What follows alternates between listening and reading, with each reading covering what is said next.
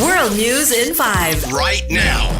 News and developments making headlines around the world in 5 minutes. World News in 5. Here on Radyo Pilipinas World Service. Good day to all of our listeners here on Radyo Pilipinas World Service.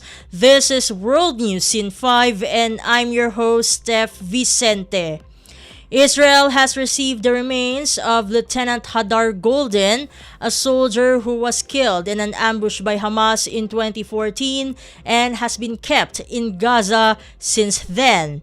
According to the BBC, Lieutenant Golden, who died at the age of 23, has been identified and will now be buried.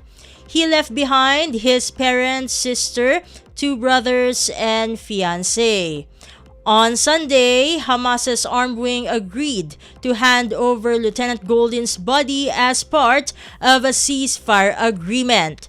During the first phase of the said deal, Hamas has returned all 20 living hostages and 24 of the 28 deceased hostages. The Israel Defense Forces or IDF stated efforts to retrieve Lieutenant Golden involved extensive intelligence efforts alongside operational activities on the ground over the past decade and during the last 2 years of the war between Israel and Hamas. In other news overseas, Iran, particularly its capital Tehran, is experiencing an unprecedented drought this fall, with rainfall levels at historic lows and reservoirs nearly depleted.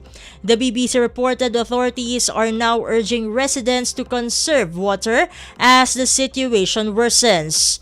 In this regard, Iranian President Masoud Pezeshkian has issued a warning that without sufficient rainfall soon, water rationing might be enforced in Tehran. However, President Pezeshkian cautioned that even rationing might not be sufficient to avert a catastrophe. He then stated that if rationing proves ineffective, they might have to consider evacuating Tehran.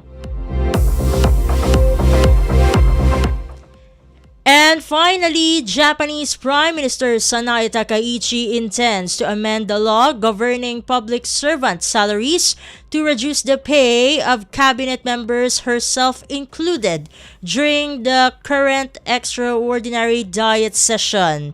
According to GG Press, the government plans to convene a meeting with relevant ministers as soon as Tuesday to approve the cessation of extra allowances for the Prime Minister and cabinet ministers, which are provided in addition to their regular salaries as lawmakers.